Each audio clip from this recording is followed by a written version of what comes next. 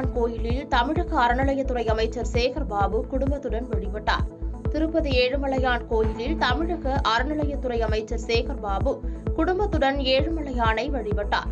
அப்போது அமைச்சர் Sekar Babu VIP break தரிசனம் மூலம் கோவிலுக்கு சென்று ஏழுமலையானை வழிபட்டார். தரிசனத்திற்கு பின் அவருக்கு கோயிலில் உள்ள ரங்கநாயக மண்டபத்தில் வேத பண்டிதர்கள் வேதாசிர்வாதம் வழங்க தேவஸ்தான அதிகாரிகள் தீர்த்த பிரசாதங்களை வழங்கி கௌரவித்தனர். தொடர்ந்து திருப்பதி செல்லும் வழியில் இருக்கும் ஆஞ்சநேய சுவாமியையும் தரிசனம் செய்தார்.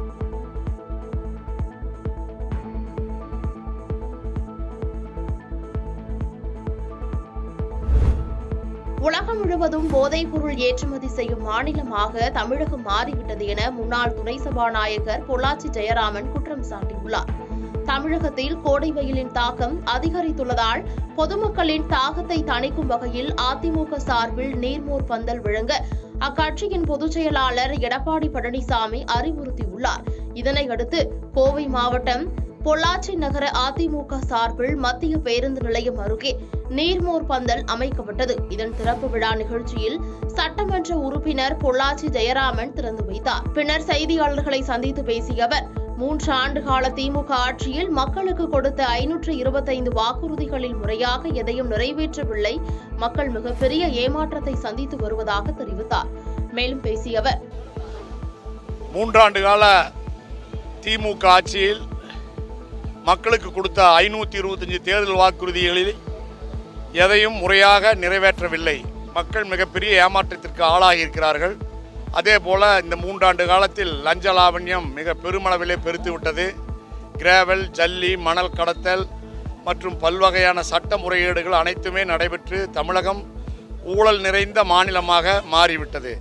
இதற்கெல்லாம் பாடம் கற்பிக்கின்ற வகையில் மௌன புரட்சியாக மக்கள் விலைவாசி ஏற்றம் மற்றும் மின்கட்டண உயர்வு, வீட்டு வரி உயர்வு போன்றவற்றிற்கெல்லாம் மௌன புரட்சியாக வரும் நாடாளுமன்ற தேர்தலிலே திமுகவுக்கு சரியான ஆப்படிப்பார்கள். அனைத்து இந்திய அண்ணா திராவிட முன்னேற்றக் கழகம் அனைத்து தொகுதியிலும் அமோக வெற்றி பெறும். போதைப் பொருள் நிறைந்த மாநிலமாகிவிட்டது. அதாவது சுவிட்சர்லாந்துனா கைக்கடியாரை ஏற்றுமதி செய்யக்கூடிய நாடாக பார்க்கப்படுகிறது. அதே போல் தமிழ்நாடு என்றால் உலகம் முழுவதுக்கும் போதைப் பொருள் சப்ளை செய்கிற மாநிலமாக தமிழ்நாடு மாறிவிட்டது. இதற்கும் மக்கள் பாடம் கற்பிப்பார்கள். சங்கரன் கோயில் அருகே பள்ளத்தில் கார் கவிழ்ந்து விபத்திற்குள்ளானதில் கணவன் மனைவி இருவரும் சம்பவ இடத்திலேயே உயிரிழந்துள்ளனர்.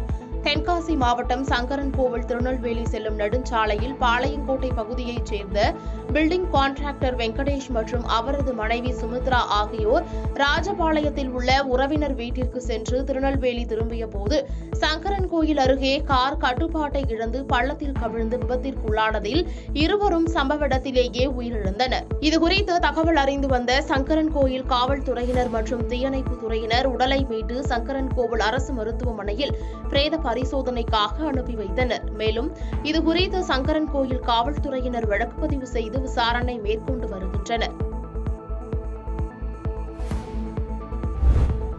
திராவிட மாடல் தத்துவத்தின் அடிப்படையே தென்னிந்திய திருச்சபைகள்தான் என அமைச்சர் செஞ்சி மஸ்தான் தெரிவித்துள்ளார். விழுப்புரம் மாவட்டம் முட்டத்தூர் பகுதியில் அமைந்துள்ள தென்னிந்திய திருச்சபை வேலூர் பேராயம் முட்டத்தூர் திருச்சபையின் 126வது அறுவடை பண்டிகை 3 நாட்கள் நடைபெற்றது. இந்த திருவிழாவின் கடைசி நாளில் பேராசிரியர் சுல்தானா பர்வீன் தலைமையில் இந்தியாவின் சமயங்கள் பெரிதும் ஆற்றியது ஆன்மீக பணியா சமுதாய பணியா என்ற தலைப்பில் நடைபெற்ற பட்டிமன்றத்திற்கு சிறப்பு அழைப்பாளராக அமைச்சர் செஞ்சி மஸ்தான் கலந்து கொண்டு வாழ்த்துரை வழங்கி பேசினார். அப்போது பேசிய அமைச்சர் செஞ்சி மஸ்தான் திராவிட மாடல் தத்துவத்தின் அடிப்படையே தென்னிந்திய திருச்சபைகள்தான் என்றும் கிராமப்புறத்தில் உள்ள ஏழை எளிய அடித்தட்டு மக்கள் கல்வி மற்றும் பொருளாதாரத்தில் முன்னேறி அனைவரும் சமம் என்ற நிலையை பெற ஆன்மீகத்துடன் கூடிய சமுதாய பணியே காரணம் என்று தெரிவித்தார்.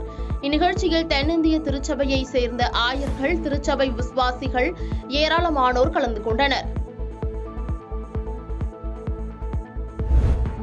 திருநெல்வேலி மாவட்டம் தாளையத்து புலிதேவர் நகரைச் சேர்ந்த சந்தன மாரிமுத்து ஓட்டுநராக வேலை பார்த்து வருகிறார். இந்நிலையில் சந்தன மாரிமுத்து தனது நண்பர்களான சீவனப்பேரி பகுதியைச் சேர்ந்த பிரேம்சங்கர் என்பவருடன் சூரிய மினுக்கன் கிராமத்திற்கு வந்துள்ளார். அப்போது அதே கிராமத்தைச் சேர்ந்த ஹரிபிரகாஷ் மற்றும் இசக்கிமுத்து ஆகியோருடன் சேர்ந்து 4 பேரும் பேருந்து நிலையம் அருகே மது அருந்தியுள்ளனர். அப்போது அவர்களுக்குள் ஏற்பட்ட வாக்குவாதத்தினால் நண்பர்கள் 3 பேரும் சேர்ந்து மறைத்து வைத்திருந்த அரிவாளால் சந்தன மாரிமுத்துவை சரமாரியாக வெட்டிவிட்டு தப்பி ஓடியுள்ளனர். தகவல் அறிந்து சென்ற கயத்தாறு காவல் நிலைய போலீசார் மாரிமுத்துவை மீட்டு சிகிச்சைக்காக பாளையங்கோட்டை அரசு கல்லூரி மருத்துவமனைக்கு அனுப்பி வைத்தனர். ஆனால் சந்தன மாரிமுத்து சிகிச்சை பலனின்றி உயிரிழந்தார். மேலும் தலைமறைவான பிரேம்சங்கர், ஹரிபிரகாஷ் மற்றும் இசக்கிமுத்து ஆகிய 3 பேரை கயத்தாறு காவல்துறையினர் தேடி வந்த நிலையில் பிரேம்சங்கர் மற்றும் ஹரிபிரசாத் ஆகிய இருவரையும் கயத்தாறு காவல் நிலைய போலீசார் கைது செய்து சிறையில் அடைத்தனர். மேலும் தலைமறைவாக உள்ள இசக்கிமுத்துவை போலீசார் தேடி வருகின்றனர். பாதகம் செய்பவரை கண்டால் நாம் பயங்கொள்ளலாகாது பாப்பா. மோதி மிதித்து விடு பாப்பா, அவர் முகத்தில் உமிழ்ந்து விடு பாப்பா. அண்மை செய்திகளை உடனுக்குடன் தெரிந்து கொள்ள இணைந்திருங்கள் இயம்நாடு தொலைக்காட்சியுடன்.